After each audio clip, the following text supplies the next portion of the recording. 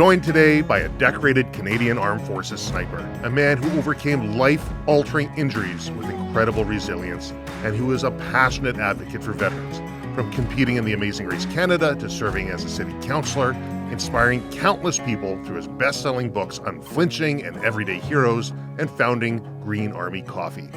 He has dedicated his life to making a difference. Welcome to the Silvercore Podcast, Jody Mitic. Travis, what a terrific introduction, sir. I'm just having a little tea out of my Green Army coffee mug. Thank you for that.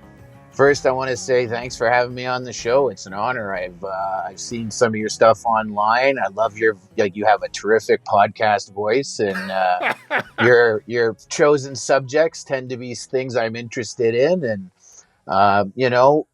we were talking on the phone a little bit earlier, just so I could warm up with you. And my life, despite everything you said, that's barely the tip of the iceberg. When those are the things I'm known for. But there's a lot of things professionally that I was doing in my job that haven't been fully unpacked. Yeah. And then as you said, I became a city councillor, and you want to know, I did that because in Ontario, there's no party affiliation technically at that level, even though we all know who we vote for. And so I thought that might give me some room because I wasn't necessarily sure which side of, I grew up in an NDP house, think conservative, but lean liberal in a lot of ways. Sure.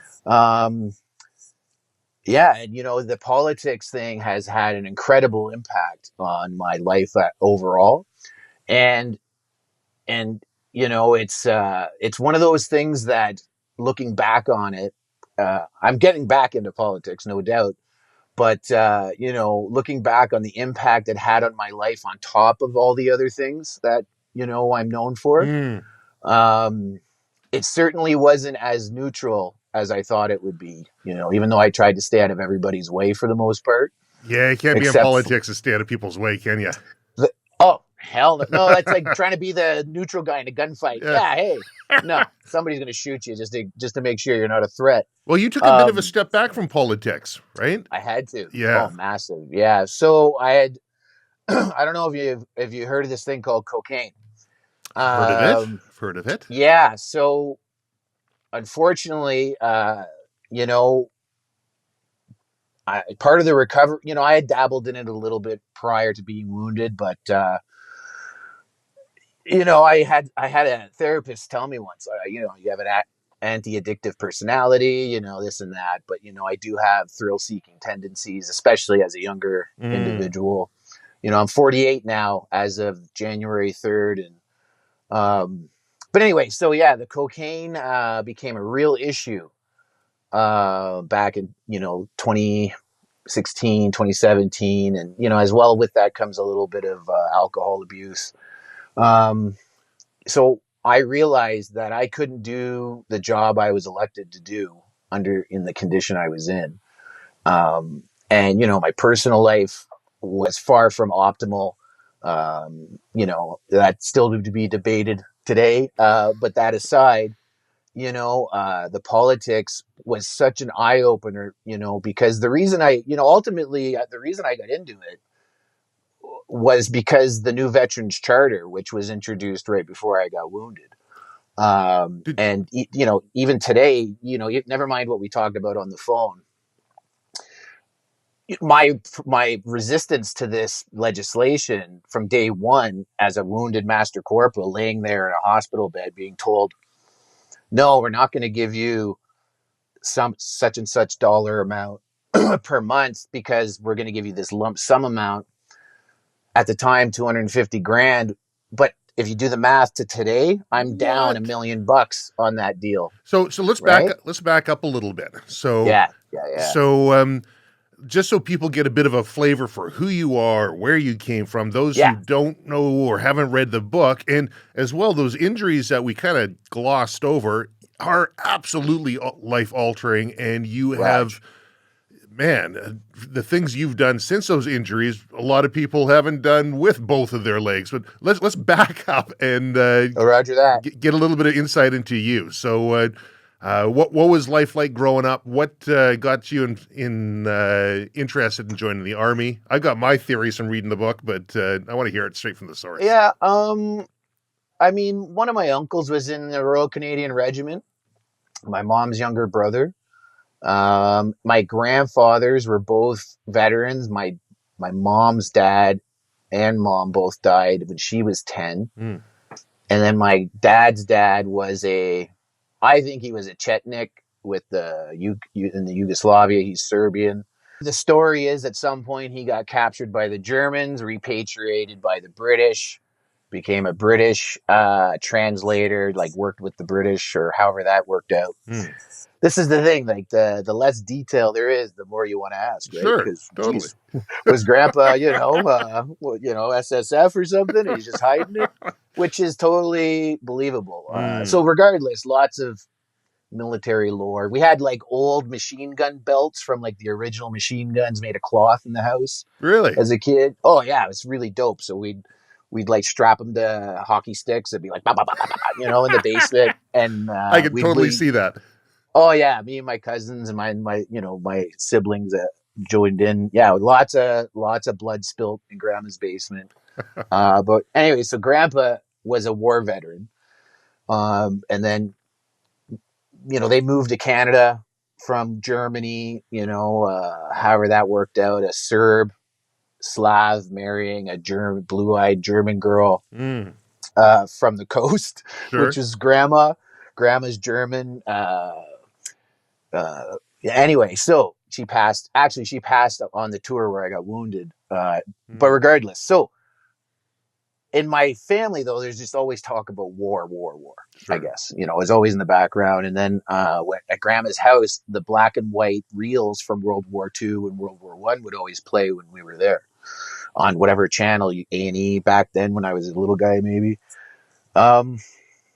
And I just always had this desire to serve and be in the military and be, back then you read the comic book Sergeant Rock, and then there's movies like The Longest Day, the A Bridge Too Far. You're inundated with it as a young guy, especially back then. And, we had the Betamax machine, so we were always renting movies. And of course, Arnold Schwarzenegger, Commando. Sure. Like, yeah. That's the guy I wanted because, all these one-man shows, right? Yep. Riggs and Lethal Weapon. Yep. Oh, remind me later to talk about my theory on the fact that Riggs and Murtaugh are actually bad guys in the overall scheme. Oh, interesting. Of Los Angeles. Interesting. Yeah. But anyway, back to me. Even as a little guy, we'd play soldier, right? We'd go with the pellet guns and do target shooting. Yeah. So eventually, I grew up, and at 17, I joined the Lawrence Scots, which is a reserve infantry unit in Brampton, where we had moved from Winnipeg. We moved there. We moved from Winnipeg to Brampton when I was 9, but I was born in Kitchener. So joined the Lawrence Scots and managed to get into the infantry in 94, right in the middle of what was called Force Reduction Plan. Sure. And it was the post-Cold War just reduction of forces, right? As quickly as they could chop it, just like post-World War II. As quickly as they could cut it off and get rid of it, the better. I wasn't really aware of the politics at the time. I just wanted to serve my country because, even movies like, I know I keep talking about movies, but, it is 2025. It's digital. Look at this, Rod. Yeah. This is magic. Totally. It's great. So, what was the one where they invade? Oh, Red Dawn. Oh, right? Yeah. And then you're sitting there with your cousins, right? Yeah. Like, fuck, well, which one are you? Which one of what? Like, never mind the Sex and the City girls. Like, which guy are you in Red Dawn with all your cousins and friends? And that's the world we grew up in, man. And now I'm 17. Now I know how to shoot machine guns. I'm learning how, they teach me how to use the C7, which I qualified as marksman first time. A little hand-to-hand combat, and now you're an infanteer. Yeah, and the first thing I wanted to do is quit high school and join the Reg Force because one of the guys on my course had done that, and he went into the regiment. And then, you get talked into things by your parents, and when it was time to go to college, suddenly there was no money, right? Mm. So, and then, my dad being a union guy, he's like, hey, why don't you go work in a factory? That didn't appeal to you. It was okay money. Like, frankly, it was great money at 19, 18. But I'm like, my goal in my mind was always, I remember being younger and them being like, well, what do you want to do with your life? I'm like, well, just be in the army. Mm. And they're like, what are you going to achieve? I'm like, I don't know, sergeant. Like, I didn't know the rank structure for Sure. real, but, it was always kind of downplayed, and then, you look at in the force reduction plan, salaries were frozen and stuff. So basically it's, do you want to make $1,000 a week or $500 every 2 weeks? Mm. And I worked in the factory for a couple of years and it was brutal, not brutal, like hard, like it wasn't hard or anything. It was great work. That a lot of the attitude there sucked. I'm a young guy. I was 19, and just a lot of the older workers. I didn't like the energy. Yeah, I can see that. And because you get a target from the company. Hey, we need 1,000. So I put together remember the Chrysler Intrepid. Yeah. So I put that together because it was built in Brampton. Okay. And then I graduated to the Lear seat plant, and they built the seats we built the seats for the pickup trucks and the minivans coming out of Oakville. Mm. Got my first scars actually from that plant, not combat. Yeah, injury there too, did you? Oh, just a little nick on the elbow, but I laughed. It was my first stitches of my whole life. Okay. And, I'm like, from a little metal piece from a seat. But the money was great, but I just couldn't deal with the attitude. And then I just couldn't get rid of the more I didn't parade at the unit because of being at this job, the more I hated the job anyway. So eventually I flipped. I did the application and I got accepted into the 1st Battalion of the Royal Canadian Regiment in 97, fall of 97. And that wasn't exactly a smooth transition. No. You've read the book, right? Yeah. So I fell in with an unsavory crowd, as I did as a younger man when I ran away and stole my mom's car before I had a license. But, we'll save that for another time. Who doesn't do that? Come on. Frankly, most people are driving by 12 back then. Sure. Especially if they have a farm. Mm-hmm. So I still remember when I was driving because I had a bunch of these kids I hung out with at high school with me, and a cop. I cut off a cop, and he was an older guy, and you could see he looked at us and he just like rolled his eyes and did that to me, and I'm like, whoo, because I was like 6 foot tall at 14, right? Yeah. So I always kind of like could get away with passable, looking a little bit more like an adult. But then they look at my face and they're just like, no, there's no way you're 21.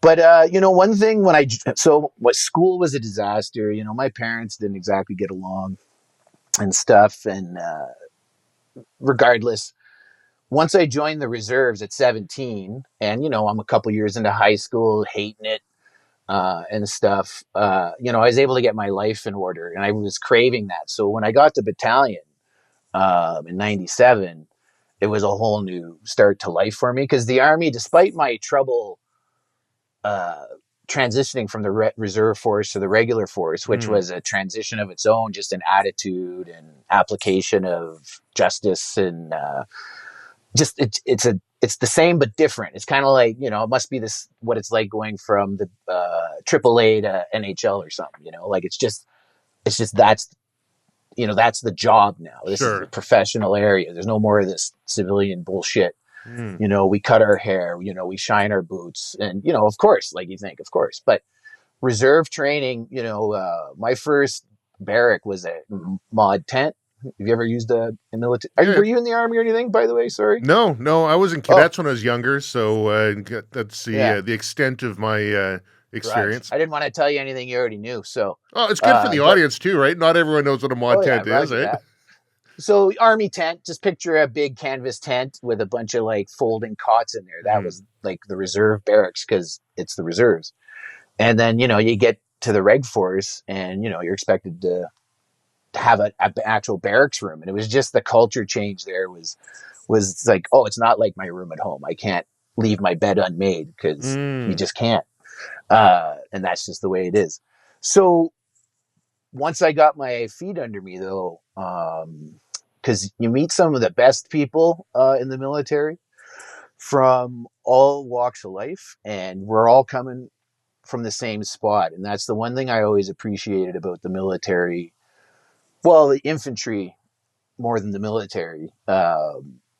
You're recognized for your ability to do the job regardless of anything else. And the right people will pay the right kind of attention to you if you put out the right energy and the right attitude. And, I did. I remember I had a shitty attitude at one point because of just the way I was treated when I got to battalion and the way I treated back. I'm only half of any situation, right? Sure. And it's a tough guy attitude environment. You kind of got to be.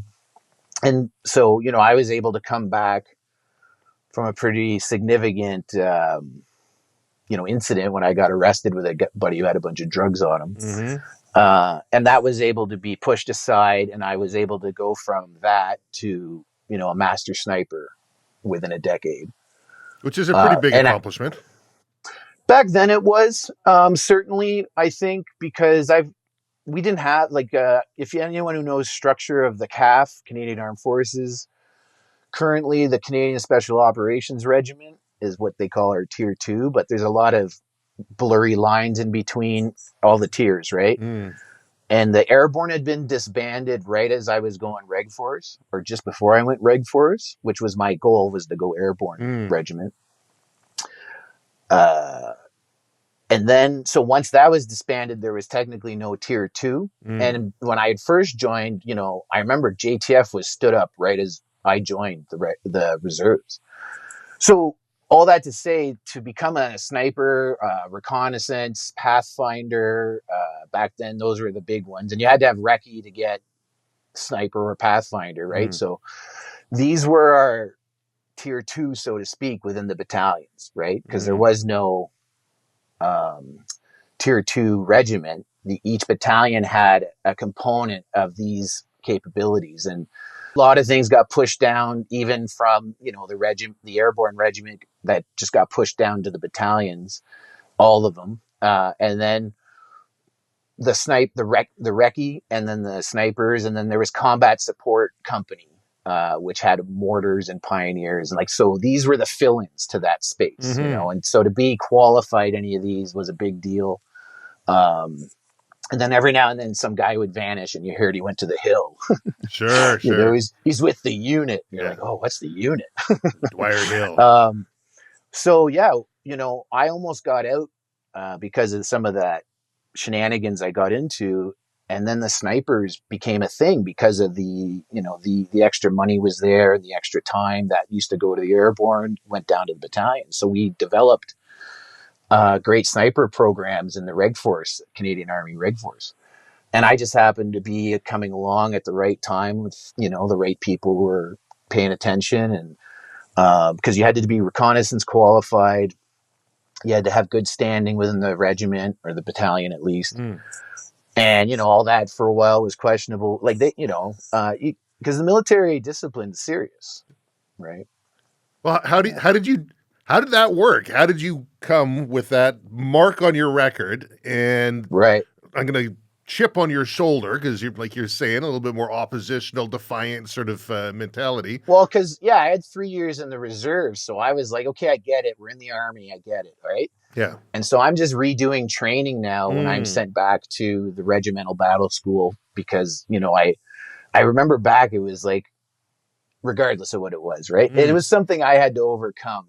And you did. Because the politics at the time was that this is what it was. The regiment was mad, the Royal Canadian Regiment, because its Reg Force soldiers were being replaced by a lot of reservists at that time because they were ordered to take 30% reservists, which had never been done.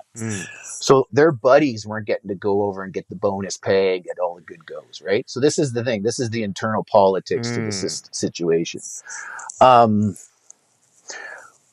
The biggest thing one of the biggest things that happened is that for me, I was there to be a professional anyway, regardless of all the sideshow stuff.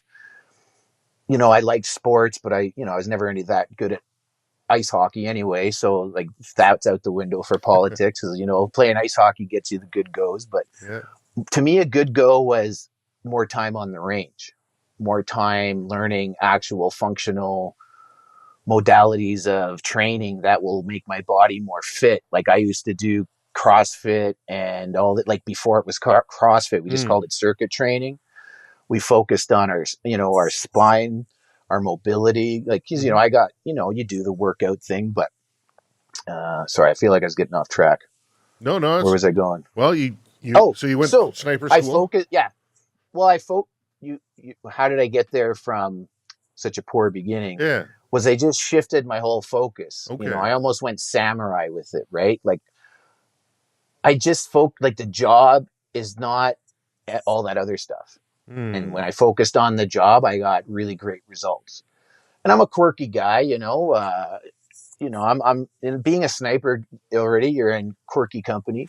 And so, Quirky how? I don't know. Like I just, I look at things maybe a little differently sometimes. There's not a sniper you'll meet that'll think the same way about anything except, ballistics are ballistics. Just to get into that line of work, never mind the first, like one of the things I was trying to get at earlier is the Canadian Regular Force Infantry is right there. We're dealing with a serious organization,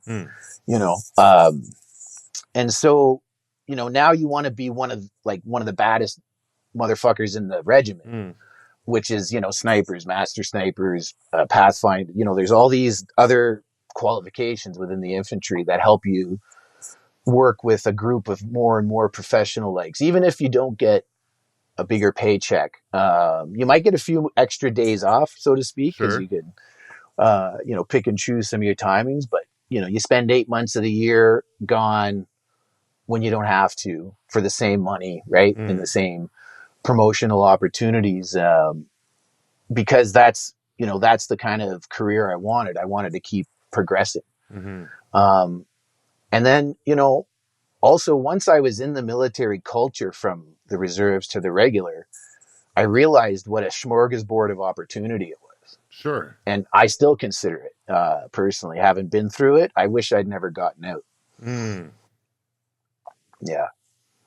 Yeah, I hear that. And the transitioning program from being in military and getting out, I think, is something that could use some work. It's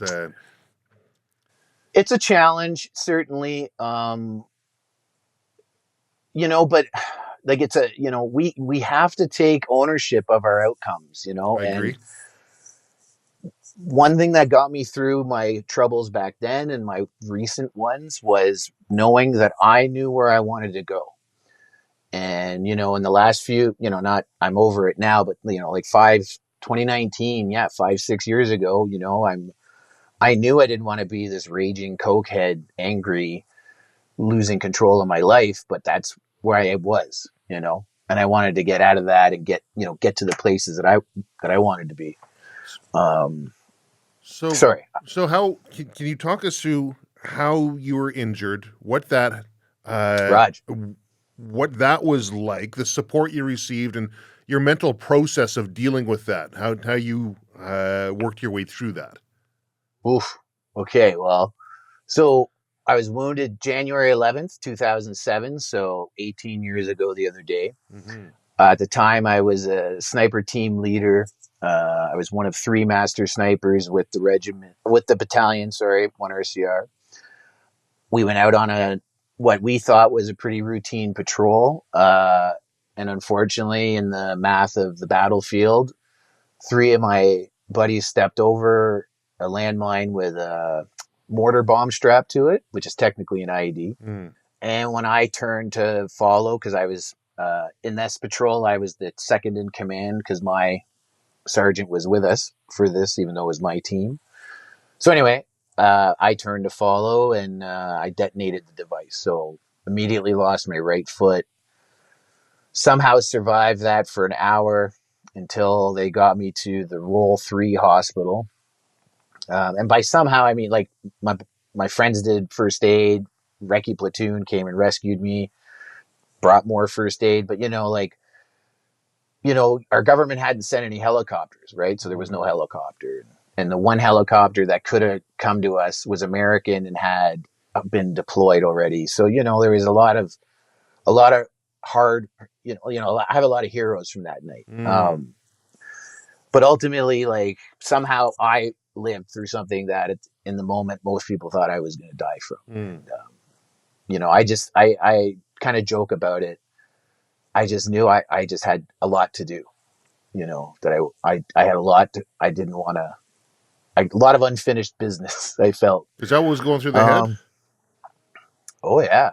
Yeah, man. I didn't lose consciousness until they, put me out for surgery, like about an hour and probably maybe 2 hours later. I almost lost consciousness right before they plugged an IV into me,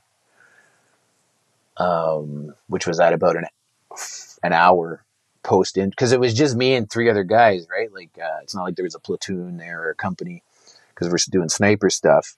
Yeah, they just, they had to get me out of there. So they had to drive an wheeled ambulance down a plowed road Wow. that they literally plowed themselves with a combat bulldozer, in the moment. Wow. Yeah, heroic work for all for me. I remember when they put me on the stretcher, I made a joke whoa, because there's, a lot of soldiers there for me. I said, oh, look at the party, and everybody came, and nobody laughed. Nobody laughed. Just shut up, Mitic. That awkward moment. Nobody knows what to do or say. Yeah. I don't know. Yeah. It's a long time ago now though, Yeah, 18 years. Well, and then, so part of your question was how do you get through it? Yeah. And, not to gloss over it, but getting wounded was part of the job description, if that makes sense. I understand. And I'm not, not that I'm prolific, or what do you call it? Prophetic? Yeah. Prophesize or whatever. Sure. I speak English. He could read good. Yeah. But, if they're going to get you, they're going to get you. It's not like I didn't give them a lot of chances. Did you have that in the back of your head that you're going to get injured prior to it happening?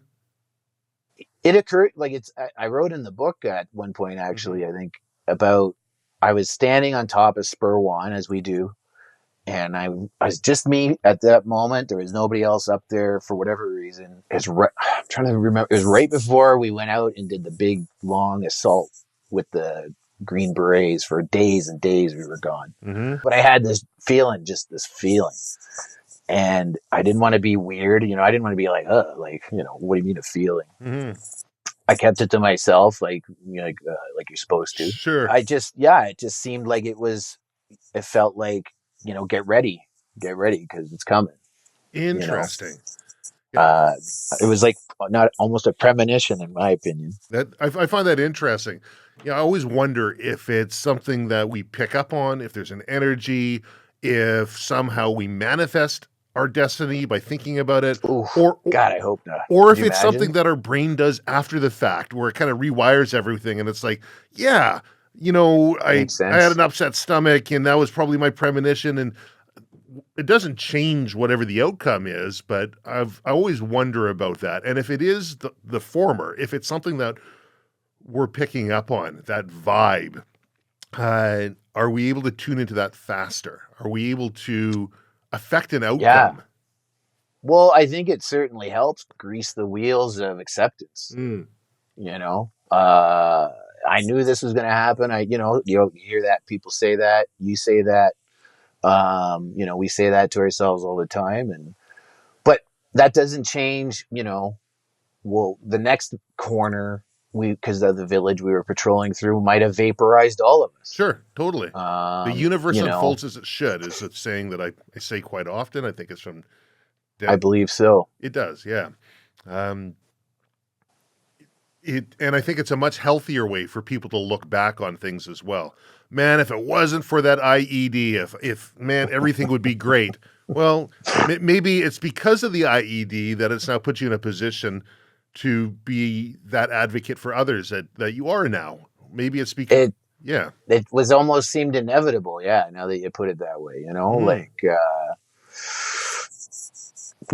because when I was still in battalion after I got back to the battalion after I got wounded, and I was trying to tell everyone about the new Veterans Charter and how terrible it is and how much money we're going to lose as combat soldiers. Right there, you're told, well, you can't talk about that. You're not allowed to do that. Just accept it. Just shut up. Who are you? You're just a master corporal. And it's, well, yeah, but who's going to lose out on literally to today's date over $1 million? Yeah. And if not you, then who? Yeah. My dad was a union guy. We might not get along, but what he told me or showed me was if you advocate, you get results. And, my results thus far have been a little suboptimal with, the stuff we talked about through the political stuff and but that's just that's combat, man. Like the enemy gets to say, just because I have intention or thought I was going somewhere, people think that what I hate, because it applies directly to me, this charter thing that I advocate so strongly against, which is why the political stuff is it's to save my own pension in the biggest way. But also every other combat individual who's wounded ever since they passed this legislation has been just shorted literally millions of dollars per person. The way these governments spend money. And even today, I'm being disputed by Veterans Affairs. I'm not getting half the money I'm supposed to because they want a piece of paper because they want to deduct anything I make off my books or off my talks or, the coffee from the money that this charter allows me. And it's just a total violation of the agreement.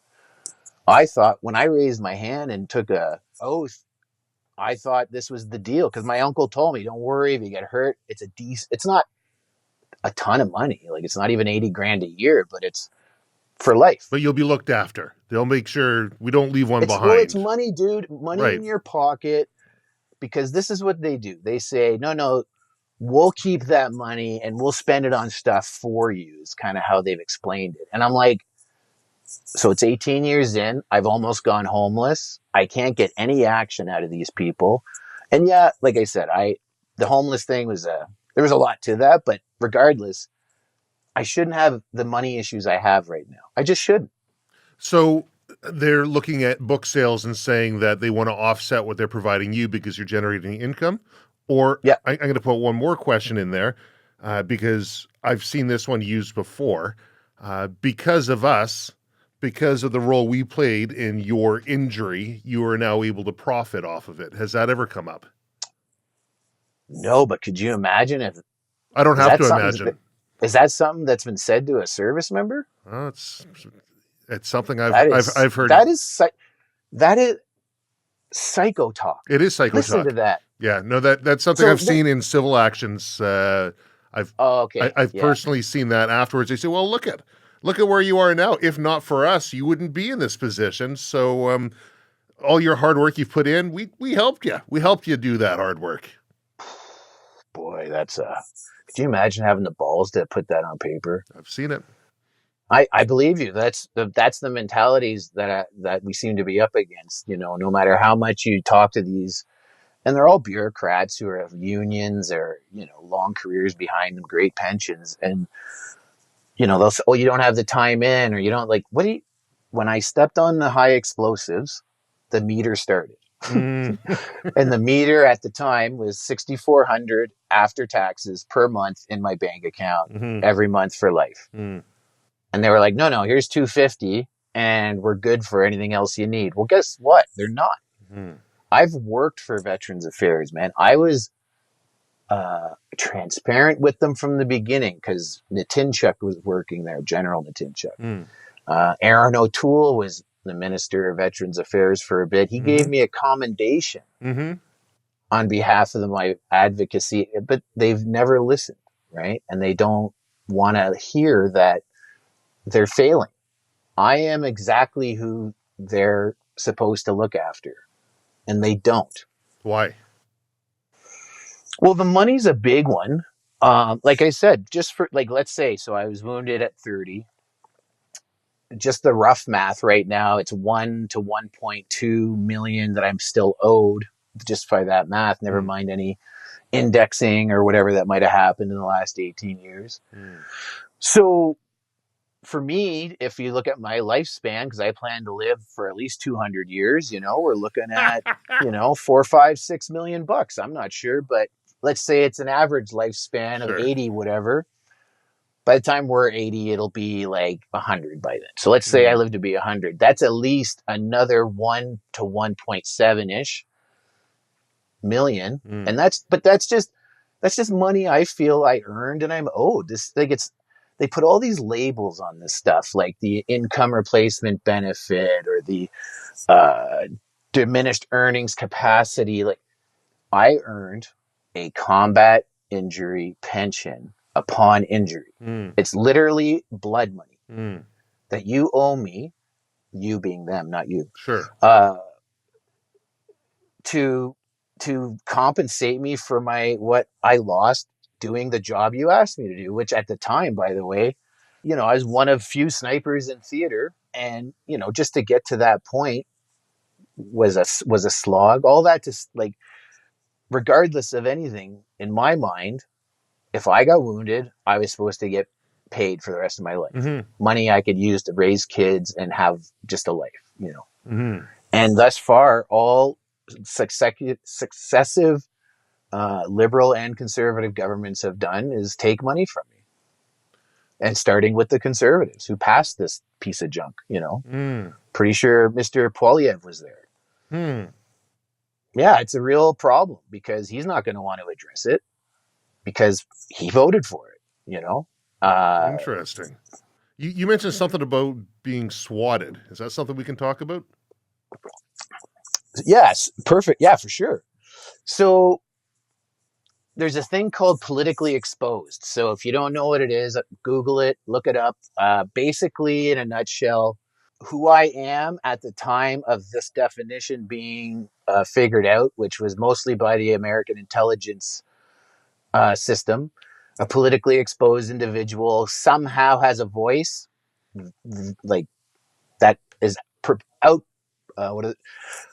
of bigger proportion than it should be in their opinion. Okay. Right. Then they, went on to label things like, basically you're a far alt-right, because I own guns and, if I have interests in it, like if you read it, it's, anything Jody does is bad in a lot of ways. Okay. And therefore, you might be involved. I may have been involved in a lot of like crime, so to speak, and can't counter government activity, of which I wasn't. But they're alleging this. Yeah, I was told after the SWAT. So, here's the fun thing about the SWAT is the cops put their hands up for me, because I thought, the SWAT team chased me down the highway here in Ottawa. It was after I tweeted, "Hey, veterans." This is the top of my head. I have a screenshot of it, but it was, "Hey, veterans, let's get together on Parliament Hill." And I put like it was the Sunday before the election of 2019.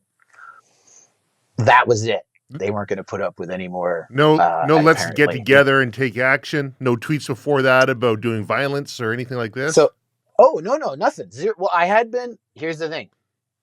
I was being surveilled, and I knew it, and it was driving me nuts. So I was trying to figure out where it was coming from, and you find out. How did you know you're being surveilled? Because you can. You see it. Okay. You feel it. Okay. Okay. Certain coincidences that happen. I just saw it anyway. Maybe I made it all up, Travis. I mean, I did do a lot of drugs at the time. I don't think I made. Here's the thing: it's in the police report. Is how I know. Right. Fair enough. but But I again, could you had that feel it. feeling ahead of time, and Dude, sure it enough, was afterwards. crazy. Yeah, well, that's what I mean. Like, oh, so I was right. I'm not hypervigilant. Mm. Oh, yeah, I guess not. But yeah, because that when you're, that's the tactical. That's my world. Right. You know, Yeah, I can see that was that. what I set my adult goal to be. Look. I loved running the races, the Amazing Race, but ultimately my life's passion and goal was to be a motherfucker, like a Canadian version of Rambo, so to speak. Sure. I wasn't too keen on jumping out of planes, but I figured if I got good enough, they'd get me there if they needed me there, right? But otherwise, hey, four-wheelers, trucks, the combat's combat. You get there how you get there. So you were viewed as a threat. If they're 100%. surveilling you, they looked at you as some sort of a threat. And if they said that I was capable of assassinating the PMO because of what I'm capable of, and then I'm not. Sorry, I keep trying to use bigger words than I should, but They basically gave me shit for months and months through friends and family and just random messages like, you don't know the impact of your voice, which is one of the things the politically exposed have, and what it's doing. But that's the definition of a government looking for something.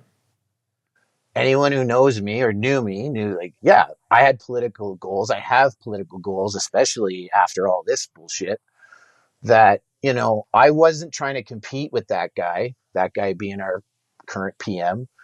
I'd met him a few times. I'd been offered Minister of National Defense as long as I kept my mouth shut. And then when I didn't, and Andrew Leslie got kicked out, and he was my, the guy I was supposed to fall in place after, I was still offered a senatorship from Aaron O'Toole through the PMO, just shut up, right? But nothing for the troops and nothing for my, and there was nothing on pay, like what's in it for me and what's in it for the troops. So essentially, it was just leave Prime Minister Trudeau alone. Yeah, so they recognize you have a voice, and they want to try and control that voice. Either shut down that voice or control how that voice talks. Yeah, basically. And the thing that upsets me the most about that particular part of, like, this is politics. That's life, right? I got kicked in the dick. I got shown my place. I get it. I was on a card-carrying member of the current party, right? All they had to do was talk to me, and I probably would have done things a little different. But they treated me like an enemy from day one, just because of something I didn't even know I had, right? And it was through all this action that I've realized, what they were talking about the whole time, and has made me twice as determined to achieve a goal that will allow me to rewrite this ridiculous legislation that has, to this date, shorted me millions of dollars or $1 million+ and also been used to diminish me and keep me in my place and put a foot on my neck administratively, because they control, I'm entitled to certain medical stuff, and they control it to a point where, like, literally, don't tweet or you won't get your Veterans Affairs therapy paid for or whatever. Which is crazy. And you've been... And they deleted my verified Twitter account. Sorry to interrupt. Yeah. Well, that was kind of where I'm going. I mean, you've experienced this throttling, essentially, in however you want to interpret that word. It sounds like from a few different ways. And you can speak firsthand about it, but it's not like it isn't happening to other people. I mean, didn't we just have Zuckerberg come out recently and talk about the influence that government was having on dissenting voices, and how he's now going to have Meta operate in a different way where they're going to allow a bit more free speech? But that was very American oriented. So Canada's got a... Well, here's the thing. Politically, Meta has a deal with every sitting government, right? I remember when the Twitter people came through City Hall in Ottawa, when they opened the Canadian Twitter office. So whatever agreement the Trudeau government has with Twitter or Facebook or whatever, I'm on the blacklist of politically exposed individuals. I think what saved my entire platform from getting taken down was that Meta did, is if you listen to the interview, they did kind of push back more than Twitter, whereas Twitter was a complete partner in it. And, you know, the Twitter files Canada hasn't happened. Right. So until Trudeau's out of office, and even then, if the Liberals don't get voted out, I don't even know. Perhaps Mr. Poilievre agrees with this type of stuff. I don't know. We don't know that yet. You know, I'm hoping if there's a change in government, south and north, I'll be set free again, because I did have a pretty significant social media presence without monetizing it or using it as a way to, you know, feed my kids, because I didn't think I had to. You're mentioning that there's a sort of a clever way that they were throttling an account through using bots. Oh yeah, so you know the like sexy girl bots where it's like 0 followers, 0 posts, but it's like a girl's butt. Sure. And I would just get a ton of those, like hundreds a day, and my followers would go down and down and down. But there's this core group of thousands of people that have followed me, because I had an OG Twitter account from 2008. You know, I was probably one of the first million people to sign up, maybe, you know, and then same with Instagram, because I was bored. You know, I had my feet blown off back then. I just got an iPhone. So I was learning how to use it. And, you know, it wasn't something you made money with until the teens, really, unless you're on YouTube, I guess. But I wasn't, you know, I was doing other stuff. And now, you know, I look at what it is and what it's become, and, you know, shows like yours. And there was a time when, like, I was one of the podcasts on Canada, I think. Like, there was... Yeah, I looked it up. There is so few of them. They're not very good. If you find it, it's the Jody Mitic podcast. Yeah. Don't hold those ones against me. I was on a lot of drugs back then. But the point is, we all, you know, we have a message now, and we are in this age where you and I can do a show like this from my living room, and we can expand our voices, and we can get a larger footprint so that our views and how we see the world can get out there. Because there's two versions of what happened, right? There's what they say and what I say. You know, and thus far I've had lawfare and all that used against me, and all these other backdoor tricks in platforms that, you know, they're personal. They're something you think are yours, and then when you go back and it's gone, like my Twitter was, you know, like, well, geez, you know, I thought I was a long-time user, and I thought Twitter would have wanted to keep me as a user, you know? So you're using Twitter, you put out a tweet, you say, hey, let's get together, veterans, let's get together. Nothing about violence, nothing before or after that tweet saying, threatening. It says it says right in the report, he never said anything, he never threatened anyone. But someone interpreted, at the Prime Minister's office, interpreted everything as threats. They said I was going to do a coup if people showed up. I don't know who. That's the thing. Nobody's willing to have a conversation about this, right? They're just willing to... It was just redacted information? You had little bits and parts? Well, nothing I challenge... So, like, if I talk about, you know, the whole PMO being involved, that's just ignored, right? When, you know, when I was on the stand with the Crown, when they took my license for my firearms, why'd they do that? I said, well, they said I was... ultimately, the judge said, regardless of anything, you're a threat because you might hold a grudge. Well, okay, I can hold a grudge. That's kind of a flex, but that's the thing. Like, so what? I'm like a decommissioned weapon that might go off at any time, or am I a hero? Like, he also called me a hero. It's like, it's one of those like bait and switch type, you know, decisions that they give. You know, they call you a good guy, and then they call you, you know, nuts and a threat, and then they call you a hero at the end. I get it. It is what it is. If it's all politically motivated. Even this reduction in my Veterans Affairs pay is through the Liberals, you know, because I don't shut up about this stuff. So, take his money. And they know my personal life. They know what I'm really going through, and they still do this stuff to me. And, you know, so I'm at the point where they've cut off my income. So I'm trying to challenge and get a audience up at the top and get this legislation changed. You know, luckily there's an election coming. I don't think I could run, but I can certainly try to make it an issue. Mm. you know. Yeah.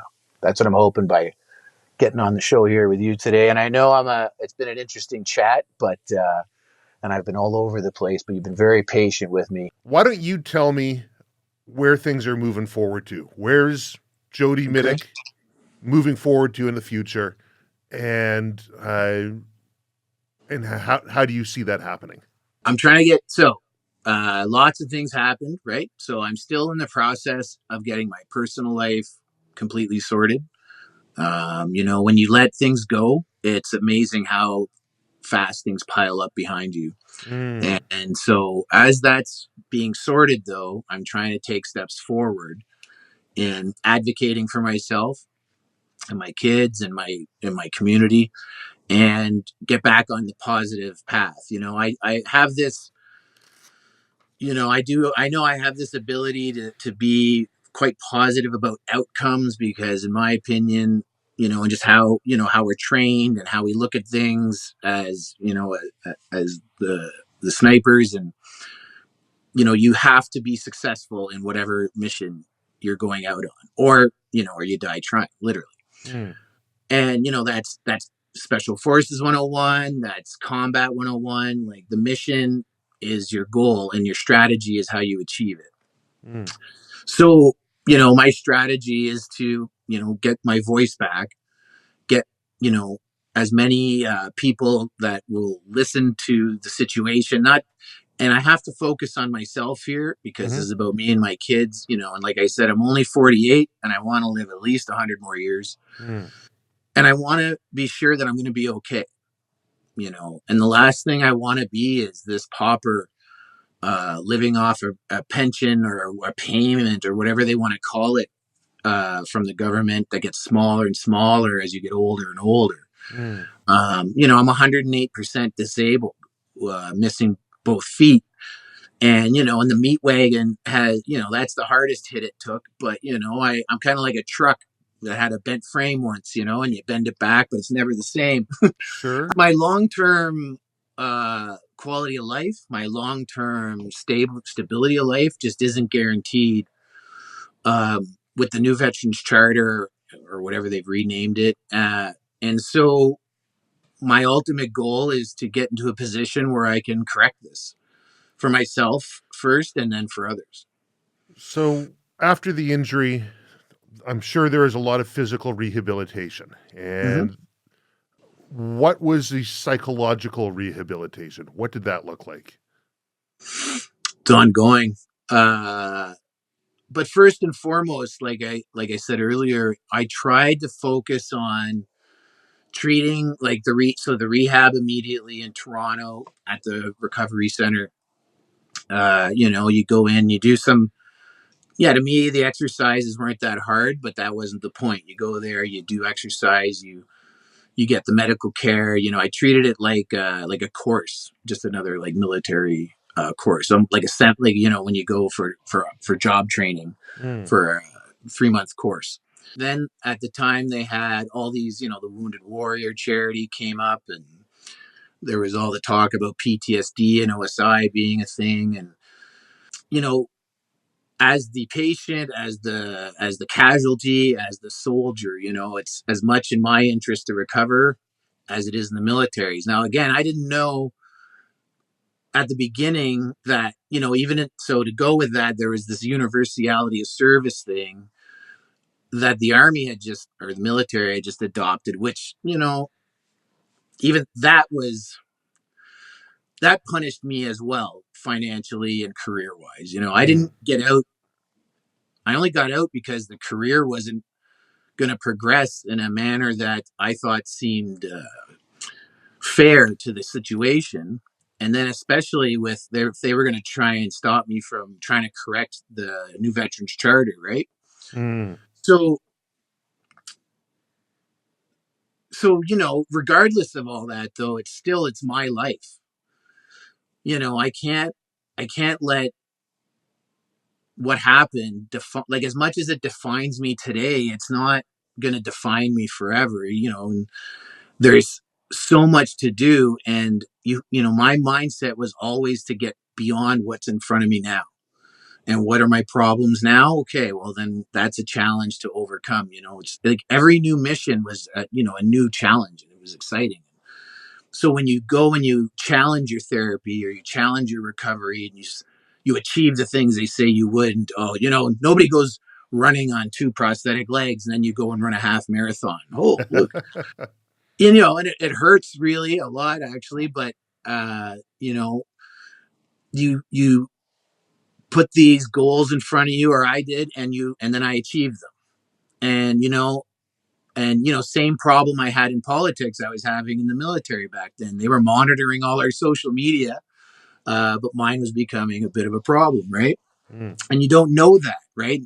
They didn't know. It's not like anyone said to me like, hey, you got to stop doing what, because I was a little careful on my social media back then, but um you're just not getting any favors within the forces, or I wasn't. And so to me, it was the next challenge had to come from outside the military. If they were going to, like, if I was going to be a master corporal forever, what's the point? Mm. You know, um, So, I'm still a young man. I still have lots of ambition. I just, I had to also in the last, 10 years really had to accept being wounded too, to like the full extent. I had thought what do you I mean by had that? achieved just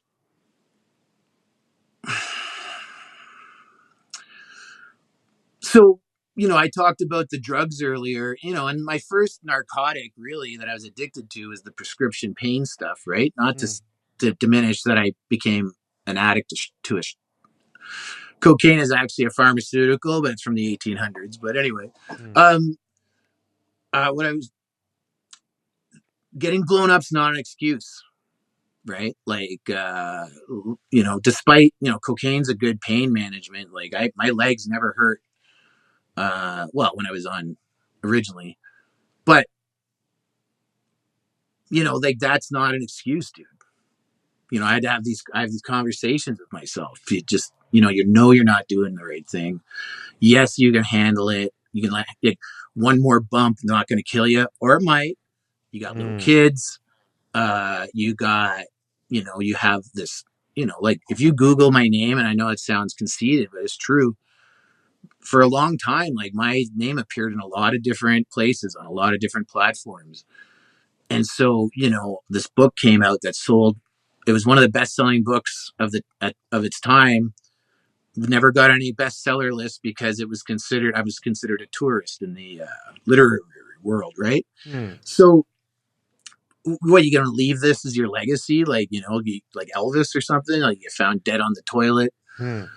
and people think that your base drivers were like sex, drugs, and like fast cars and stuff. As great as all those things might be in a moment, you got kids to raise, you got a country to be a part of. Like the mind shift, because I had gone so far one way that to bring myself back to an acceptable mindset, it's just accept you had your legs blown off. That's it. I smoke a ton of weed, as you and your viewers can probably tell with this discussion. Uh, but the most I take now is Tylenol and aspirin. Um, I don't take any other pain meds. Not yet, maybe in the future, but um, So, you know, eight, eight, that might, 18 years ago now, you were yeah, medically pulled from the fight, Raj. Well, yeah, but you're still fighting. Your enemy's just changed. indeed. Yeah. But that's again, when you transition out of the military, like you said, like you have to, the world is now your AOR, your area of Mm-hmm. or area of responsibility. Mm. I'm a homeowner, so this is my perimeter. This is my fortification. Like you have to be happy with that. Yeah, you're not out chasing bad guys or jumping out of planes or testing the latest firearms or driving cars, at breakneck speeds. But you know, But now your enemy is a little bit more nebulous. yeah. It's not somebody that's right in front of you that you can see. It's a Well, policy. yeah. Yeah, well, I found myself looking for enemies at some time. Now, again, I have lots of them, but not that kind of enemy, And Sure. it's the it was a mindset thing that thought I had under control, but again, accepting that I had been wounded and I've been taken out of the fight, and all that was just a big part of getting off the drugs and getting back even to do this show today with you. I'm happy that I've made this kind of progress with Hmm. myself, and I'm happy with happier with time too. What does that mean? Um, as much of it as it's finite, it's ours to own in the moment, so to Hmm. speak. One of the things I loved about sniping was you didn't talk a lot. If you did, it was to the point, and you spent all your time just looking and looking and looking and trying to find a target, right? But in your mind, you're allowed an internal dialogue, you know. And so I kind of lost my train of thought. Where was I going with that? Time. Oh, so time becomes different when it's just you and a buddy maybe out there and you just can't talk for 3 days. I had to kind of just sit back here on my porch and realize like it's the same situation, and I'm putting time in for myself right now. And I know that sounds woo woo and stuff, but when you get to be a certain age, and I maybe I just didn't get it when I was younger because I was, we were uh, action movie heroes back then. Yeah. So it's like being a pro football player. So you got to have a certain aspect on things, and then when you get past it, you're like, maybe I didn't have to tackle that guy so hard, or I didn't have to break that guy's leg, Hmm. or maybe I didn't have to sacrifice my own body so much to do so. But you just learn how to be a little, that veteran mentality sets in, Hmm. and just be happy with the time you have to do as you please, even if you're not doing exactly what you want, Hmm. if that makes sense for me. Like this is my internal voice, just focusing on the kids being healthy, me being healthy, uh getting back to a mental state where I can be a contributing member again, maybe get back into politics, as I've said, Hmm. write another book again, get the podcast back up, start generating some income for myself, and Hmm. just get a life, basically, appreciate the time you have to give a life. Give a lot of guys get into woodworking, all that stuff. For me, I'm good at gunfighting, and talking shit and politics, and you know, um, and so I might as well stick to what I'm good at. I enjoy it. Um, you does it know, does it bring you happiness?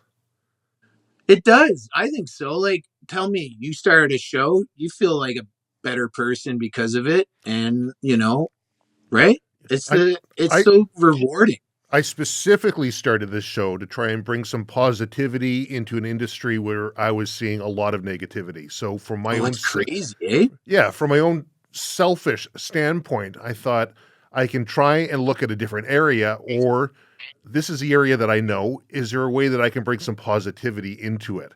Right, As much as I can shit talk, and I can probably shit talk with the best of them out there, it's a very conscious effort for me to try and be very solution oriented in my approach, or right, to if I'm going to talk about issues that are difficult, uh, try and find a way that I can approach it or offer suggestions that there might be a layer of positivity, because I need to have those sort of people around me. And yeah, I'm hoping that through the podcast, we can help create other people who have a sense of personal agency and use that personal agency in a way that's positive and productive for themselves, which will bleed off into others. So that's really the crux of why I started the podcast. yeah, yeah. And what a great way to put it. It's a way to give back to the community while learning yourself and exposing yourself to like higher level people. Mm.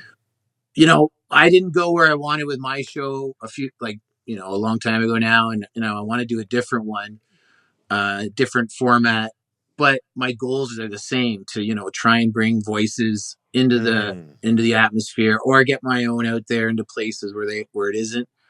And because I realized, like, as a soldier, as an infantier, as a combat guy, like, that alone puts me in a small group in this country.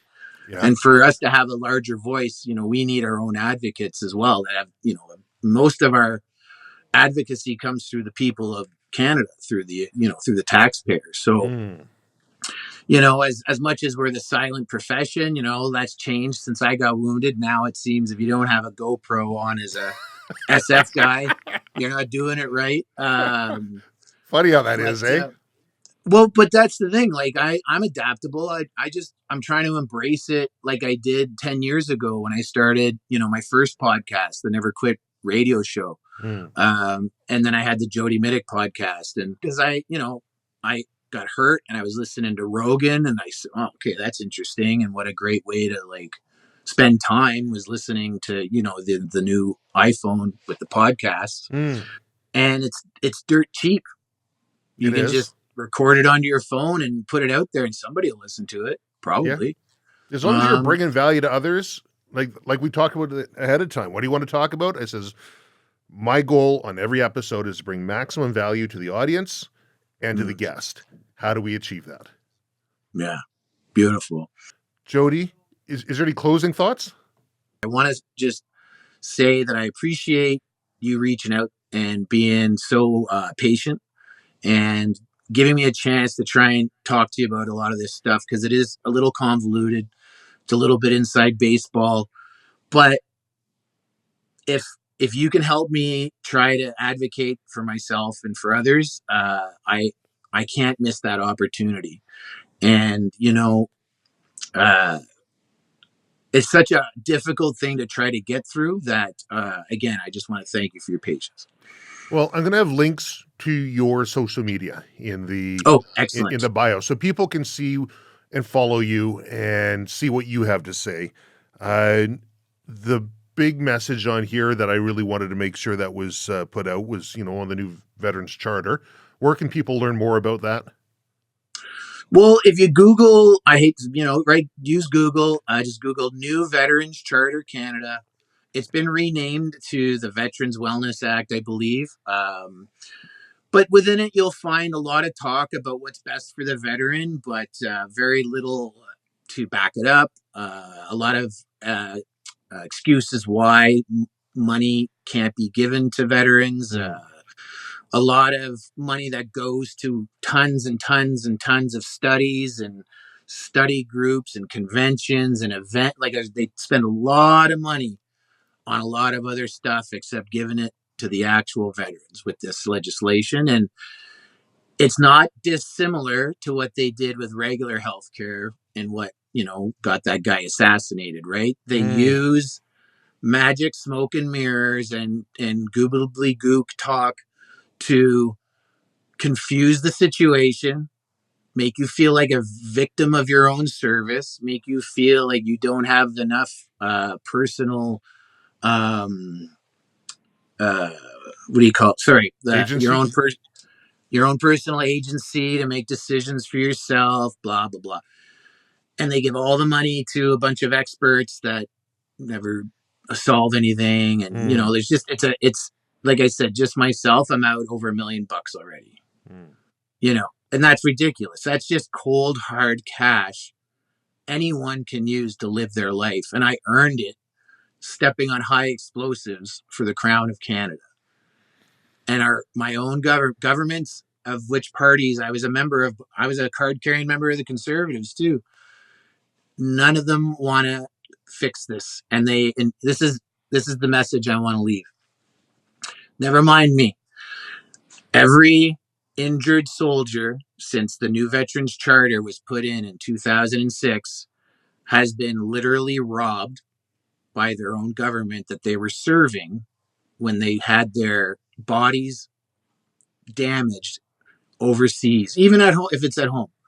But there's more guys like me, there's and girls. It is an absolute theft of literally money out of our pockets. Jody, thanks so much for taking the time to be on the Silvercore Podcast. Appreciate it.